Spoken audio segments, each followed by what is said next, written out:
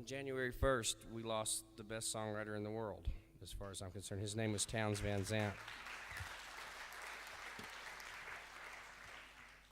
Now, I'm kind of semi-famous back home for having said once that Townes was the best songwriter in the world, and then I'd stand on Bob Dylan's coffee table in my cowboy boots and say that. Townes, when I said that, his publicist called me because he had a record coming out, and they wanted a quote put on a sticker on the record.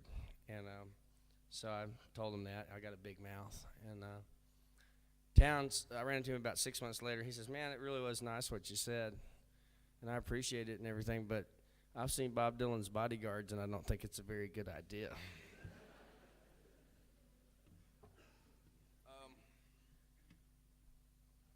There was a point in time when I met Townes, he was the purest form of folk singer I ever saw. He didn't live anywhere. He didn't live anywhere for 8 years. And he was sort of in the middle of that period when we met. I was about 17 years old. And, had a pretty profound effect on me at that age.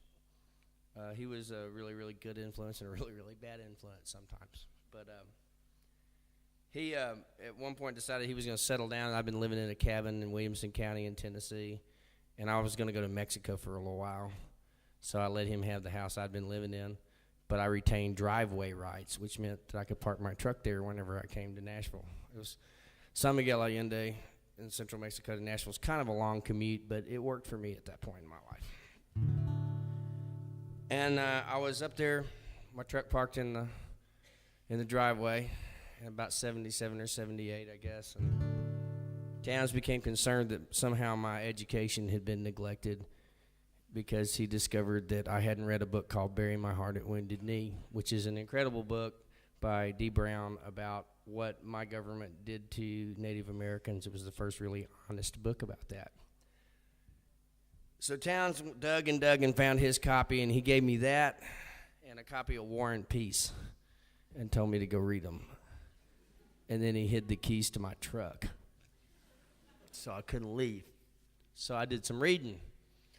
And I came back, and he asked me what I thought about Bury My Heart at Wounded Knee, and I told him that I thought it was great. And he said, "Well, what about War and Peace?" And I said, "Well, it's kind of long, but it was kind of cool." And then he kept asking questions about War and Peace.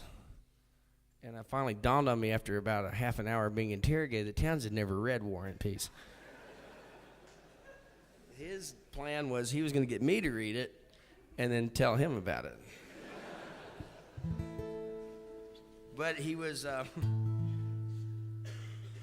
my friend. He was my teacher. I named my oldest son after him, and he was the best I ever saw. And this is a Townes Van Zandt song.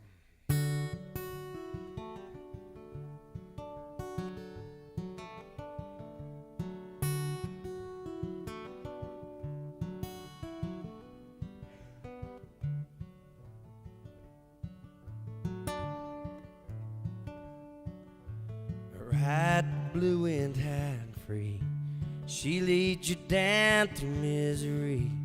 Leave you low come time to go, alone and low as low can be.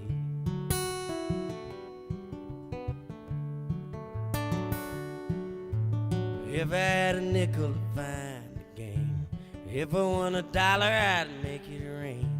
If it rained an ocean, I'd drink it dry, or lay me down dissatisfied.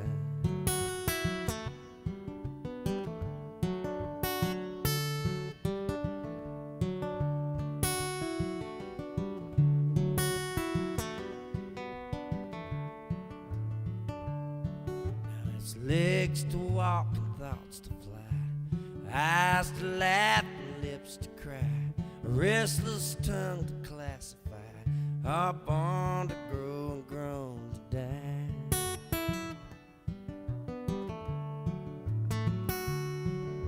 So tell my baby I said so long, tell my mother I done no wrong, tell my brother watches on, I'll tell my friends to mourn me now.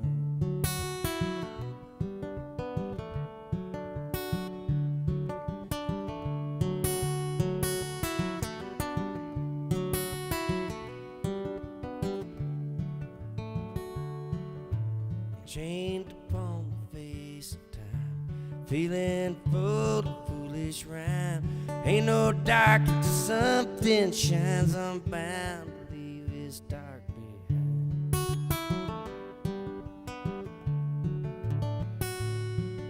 So ride the blue wind high and free.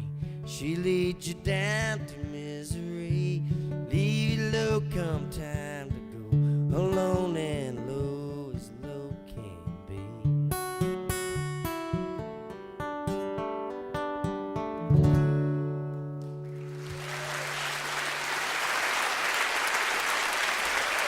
See you when I get there, Maestro.